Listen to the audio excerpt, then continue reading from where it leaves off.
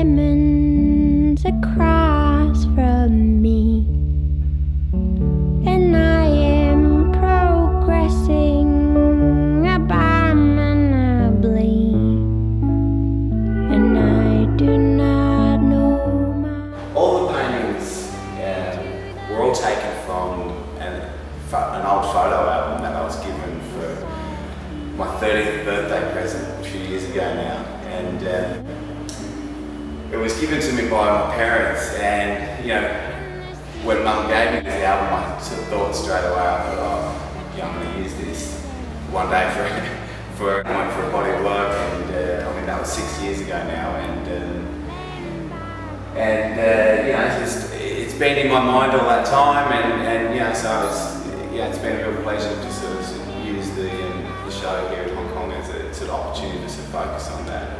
Which is all that you can know on this side of the... So what I've done is I've basically drawn up the figures and sort of worked out the composition, and then it's at that point, I often lay down like 3 or 4 layers of canvas, and then I'll cut them out with a razor blade and cut them into each individual sections, and from there I paint up each section individually. And it's not until I start painting the canvas that I suppose the paintings then start to take on their own unique life.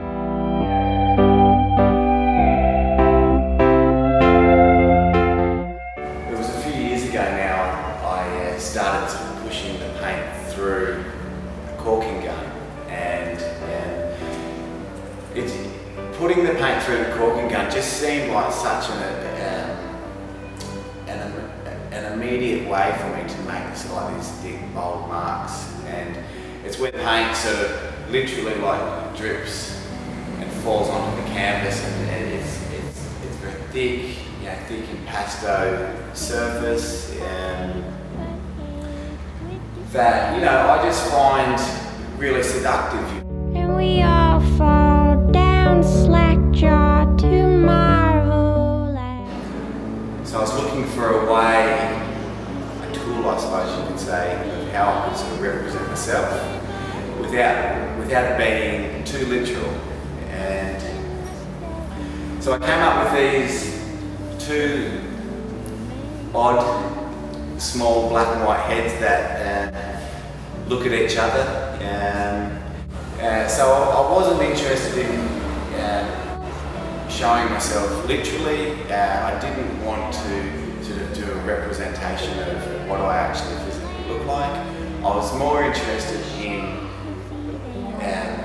finding a way of how I could sort of put myself into the subject of the painting in a more emotional sense.